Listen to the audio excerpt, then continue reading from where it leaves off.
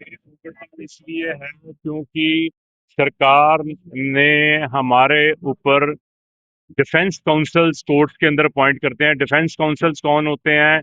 जो कि अक्यूज का पक्ष रखेंगे, जिसके लिए प्राइवेट एडवोकेट्स होते थे, या पहले भी डिफेंस काउंसिल की जरूरत ही नहीं है। जिसके पास क्षमता नहीं है तो सरकार उनको एडवोकेट्स प्रोवाइड कर देती थी।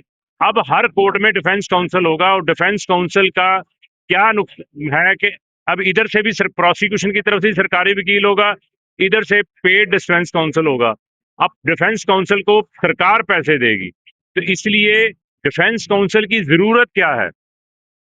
मेरा सवाल सरकार से है कि डिफेंस काउंसिल आप क्यों रखना चाहते हैं?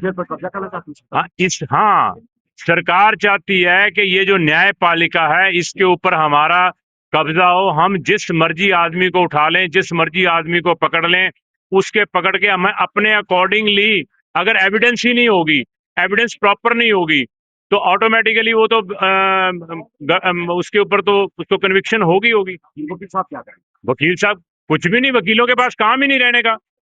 इसका जो डिफेंस काउंसिल का जो है, पिछले 1 महीने से 15 दिन से लगातार पंजाब के अंदर इसकी स्ट्राइक चल रही है, और पंजाब के अंदर ये पूर्ण रूप से लागू कर दिया गया है। वहां पे डिफेंस काउंसिल जो है वो पूरी रूप से अपॉइंट कर दिए गए हैं, और वहां पे लोग त्राही त्राही कर रहे हैं, वकील त्राही त्राही कर रहे हैं, क्योंकि वकीलों के पास काम ही नहीं रहेगा।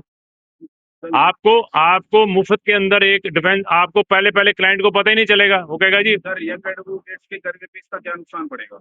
एडवोकेट के, यंग एडवोकेट्स को जो सीखने के लिए आएंगे, क्योंकि बेसिक क्या है, जब एक यंग एडवोकेट यूनिवर्सिटी से निकलता है, लॉ कॉलेज से निकलता है, तो उसको थ्योरेटिकल नॉलेज होती है, प्रैक्टिकल नॉलेज नहीं होती। अब एक यंग एडवोकेट जब तक यहाँ पे ट्रायल नहीं देखेगा, 307 का क्या ट्रायल होता है, 302 का ट्रायल क्या होता है, कैसे कोर्ट क्राफ्टिंग होती है, कैसे एविडेंस के अंदर प्रोसिक्यूशन एविडेंस या गवाह को कैसे आपने क्रश करना है, तो नए एडवोकेट को पता ही नहीं चलेगा, और नए एडवोकेट का तो काम ही खत्म हो जाएगा। या तो वो डिफेंस काउंसिल बने, अदरवाइज काम है नहीं।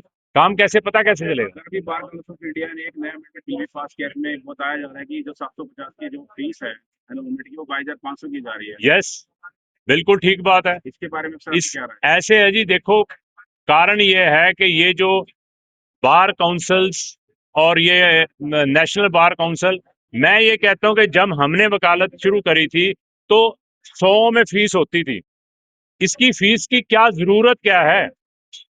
एक वकील जब यूनिवर्सिटी के अंदर, आप जिंदल यूनिवर्सिटी से पढ़ के आए, उसके बाद आप 22,000 रुपये वहां दो, या आम आदमी, एक गरीब का बच्चा तो फिर वकील बन ही नहीं सकता, वो कहां से 22,000 रुपये देगा? और 22,000 सिर्फ केवल 22,000 रुपये नहीं है, उसके बाद उसने ड्रेस ड्रेस कोड है, हमारे कोर्ट के अंदर ड्रेस कोड है, उसने कोट भी सिलाना है, उसने पैंट भी सिलानी है, उसने अपने आप को डेकोरम भी करना है। तो वो 22,000 रुपये की फीस जरूरत क्या है? मैं मौजूदा सरकार अपने वकीलों को अपनी पार्टी में भर्ती कर रही है किसी से। एग्जैक्टली, सरकार, ये जो सरकार है ये डिक्टेटरशिप की सरकार है। ये सरकार चाहती है कि जो भी काम हो वो हमारे पैर के नीचे रह के काम, जो भी आदमी काम करे हमारे पैर के नीचे रह के काम करे। इसलिए ये, अगर आज इस डिफेंस काउंसिल, ये डिफेंस बिल के अगेंस्ट या डिफेंस काउंसिल के अगेंस्ट हम खड़े नहीं होते, तो हमारा प्रोफेशन खतरे में है।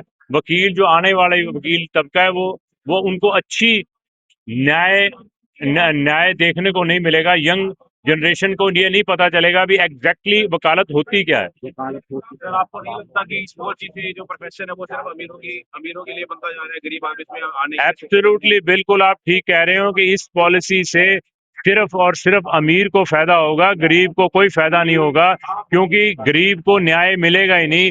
जो डिफेंस काउंसिल बनेगा, आज मेरी 35 साल की प्रैक्टिस है, मैं डिफेंस काउंसिल थोड़ी बनूंगा। और डिफेंस काउंसिल कौन बनेगा? जो जिसकी 2 साल की, 3 साल की, 4 साल की, 5 साल की प्रैक्टिस। यहाँ पर 5 साल के अंदर तो आपको ये पता नहीं चलता कि कोर्ट के अंदर कैसे आपने एडजस्ट करना है, कोर्ट में कैसे काम करना है।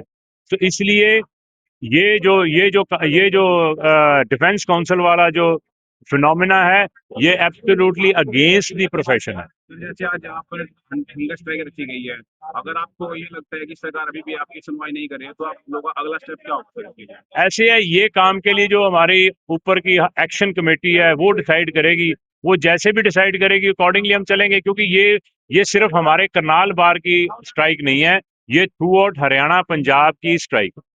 Thank you. ओके जी, थैंक यू।